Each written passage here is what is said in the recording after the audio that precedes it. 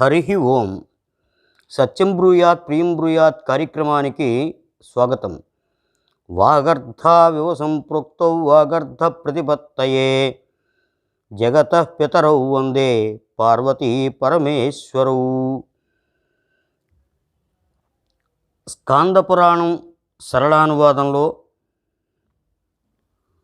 నారదుల వారు అర్జునునకు చెబుతున్నారు, అందరి ఆత్మ పరమేశ్వరుడే. పరమేశ్వరి ప్రకృతిలో లీనమై ఉంటుంది. శక్తి ప్రసాదంతోనే మనుషులు సుఖ సంపదలు పొందుతున్నారు. భగవతి ఈశ్వరి అందరిలోనూ ఇప్పుడు చెప్పబోయే రూపాలలో ప్రకాశిస్తూ ఉంటుంది. బుద్ధి, హ్రీ, పుష్టి, లజ్జ, తుష్టి, శాంతి, క్షమా, స్పృహ, శ్రద్ధ, చేతన, మంత్రశక్తి, ఉత్సాహశక్తి, ప్రభుశక్తి అనే రూపాలలో ఉంటుంది. అవిద్య రూపంలో బంధనమై ఉంటుంది. జ్ఞానరూపం మోక్షకారకమైనది. 4 దిశలలో 4 మహాశక్తుల స్థాపన కూడా జరిగింది. పూర్వ దిశలో తూర్పున స్కందుని చేత సిద్ధాంబిక ప్రతిష్ఠింపబడింది. సిద్ధాంబిక ప్రకృతి అనబడుతుంది. సిద్ధుల చేత ఆరాధింపబడుతుంది. దక్షిణ దిశలో తారాదేవి. నారదుల వారే తారాదేవిని ప్రతిష్ఠించారు. దేవతోద్ధరణ కోసం భగవంతుడు కచ్చపుని ఆశ్రయించాడు. కచ్చపం అంటే తాబేలు. ఆవేశయుక్త కారణంగా భగవంతుడు కూర్మమై దేవతోద్ధరణ చేశాడు. గిరిరాజనందిని పార్వతి తారగా ఆరాధించబడిన తరువాత నారదుల వారు ఇక్కడకు తీసుకువచ్చి మహీసాగర సంగమం వద్దకు ప్రతిష్ఠించారు. ఇక్కడ ఆ తారాదేవి ఉగ్రదేవిగా మారింది. నారదుల వారు ప్రార్థన చేశారు. ఆ ప్రార్థనతో మాత శాంతించింది. పశ్చిమ దిశలో శుభస్వరూపిణి భాస్వరాదేవి ఉంది. భాస్వరాదేవి ఆదిత్య మండలవాసిని. నక్షత్ర మండలంలో చంద్రప్రకాశకారిణి.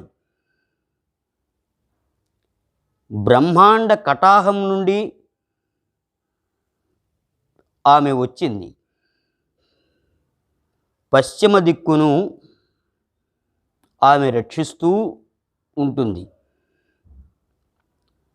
ఉత్తర దిశలో యోగనందినీ దేవి పూర్వం పరాకృతి శరీరంలో ఆమె ప్రకటితమై ఉన్నది. సనక, సనందన, సనత్కుమార, సనస్సుజాతుల వారు ఆమెను యోగీశ్వరి అన్నారు. ఆ యోగేశ్వరి మాతను ఆరాధిస్తే అండ కటాహంతో ప్రకటితమైంది మాత. తరువాత నారదుల వారు నవదుర్గలను పరిచయం చేశారు. త్రిపురాదేవి, ఆమె త్రిపురాసుర సంహార శక్తి. అమరేశ పర్వతం నుండి ఆ త్రిపురాదేవి ప్రకటితమైంది. భట్టాదిత్య స్థానంలో ఆమె ప్రకాశిస్తుంది. తరువాత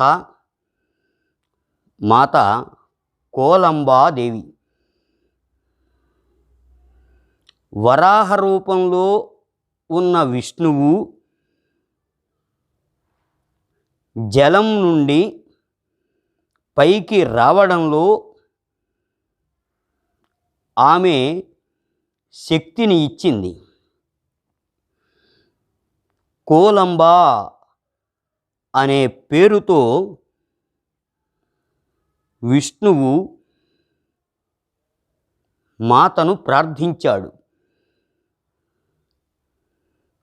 వరాహగిరిపై నివాసముంటుంది ఆమె మాత. తరువాత కపాలేశ శక్తి, కార్తికేయుని ద్వారా కపాలేశ శక్తి ప్రకటితమైన మాత.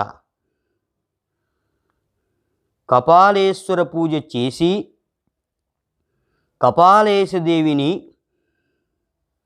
దర్శించుకున్నవారు ధన్యులు. మరొక దిశలో సువర్ణాక్షీదేవి బంగారు నేత్రాలతో మాత ప్రకాశిస్తుంది. సువర్ణాక్షీదేవి ఈ విధంగా చర్చితాదేవి, త్రైలోక్య విజయాదేవి, ఏకవీరాదేవి, హరసిద్ధి, చండిక మొదలైన శక్తులన్నీ ఆయా సందర్భాలలో ప్రకాశించినవారు. దేవిని నమ్ముకున్న వారికి అన్నీ శుభాలే. అమ్మ దయ ఉంటే అన్నీ ఉన్నట్లే, ఇందులో సందేహం లేదు. నారదుల వారు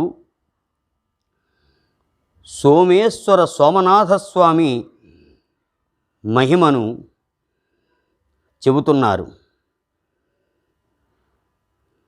త్రేతాయుగంలో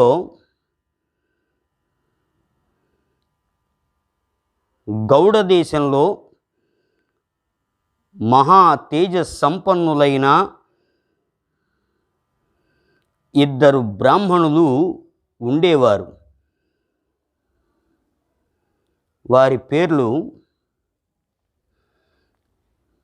ఊర్జయంతుడు, ప్రాళేయుడు అని. వారు ఒక శ్లోకాన్ని చదవడం జరిగింది. ప్రభాసాద్యాని తీర్థాని పులస్త్యాయాః పద్మభూః నయైస్తత్రాప్లుతం చైవ నతైస్తీర్థైధముపాసితం. ఈ శ్లోకం చదివిన తరువాత ప్రభాసతీర్థ స్నానానికి ఊర్జయంత ప్రాళేయులు బయలుదేరారు. నర్మదా నది వరకు చేరుకున్నారు. మహీసాగర సంగమ గుప్త క్షేత్ర స్నానం చేసి ప్రభాస తీర్థానికి బయలుదేరారు. దారిలో కొంత అలసట వల్ల కొంచెం బలహీనపడ్డారు. జగత్ప్రభువు శంకర భగవానుడు కరుణించాడు. వారి యాత్ర కొనసాగుతూ ఉన్నది. మహీసాగర సంగమంలోని ప్రధాన తీర్థాలలో జయాదిత్య నామంతో సూర్యుడు ప్రకాశిస్తూ ఉంటాడు. సూర్యుడు యోగశక్తి ద్వారా మహీసాగర సంగమ బ్రాహ్మణులను పరీక్షించడానికి ఒక వృద్ధ బ్రాహ్మణ రూపంలో వచ్చాడు.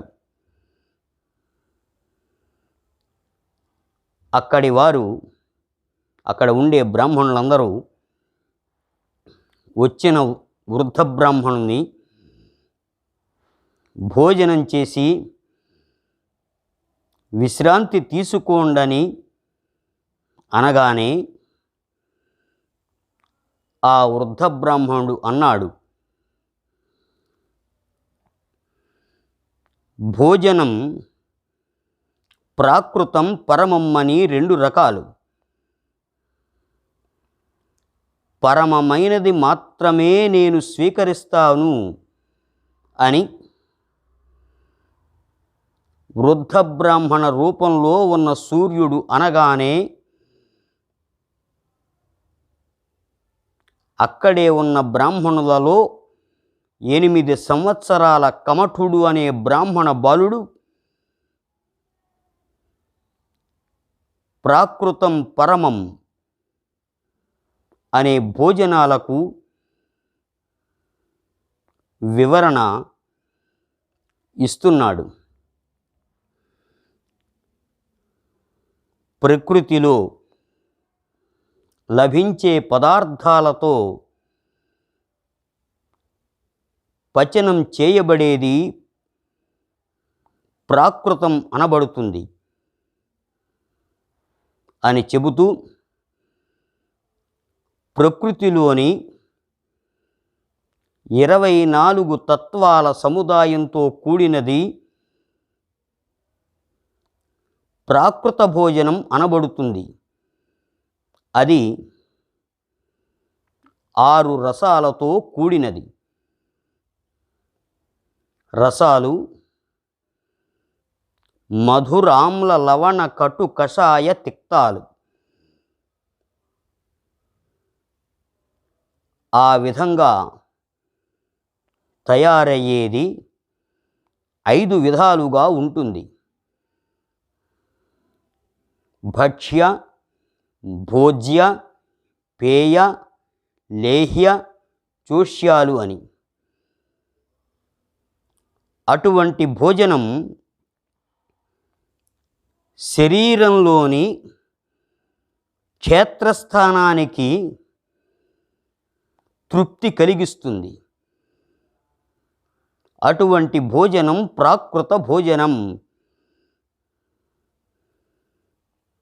సత్య ధర్మనిష్టలు అనేవి ఆత్మనివేదనకు సంబంధించినవి. అది పరమభోజనం అనబడుతుంది. క్షేత్రజ్ఞుని ఆత్మ పరమ భోజనాన్ని సేవిస్తుంది. అటువంటి భోజనాన్ని అతిథి బ్రాహ్మణునకు ఇస్తాను అన్నాడు కమఠుడు అనే 8 సంవత్సరాల బ్రాహ్మణ బాలుడు. మీ ఇచ్ఛానుసారం ప్రశ్నించండి, నా శక్తి కొలది సమాధానపరుస్తాను అన్నాడు కమఠుడు వృద్ధ బ్రాహ్మణుడిలా కనపడుతున్న సూర్యభగవానునితో. ఈ విధంగా మాట్లాడిన బాలుడే ఎంతటి జ్ఞానసంపన్నుడైతే ఇక ఇక్కడ ఉన్న పెద్దల సంగతి వేరే చెప్పాలా అనుకుంటూ ప్రశ్నించమని అడిగాడు కనుక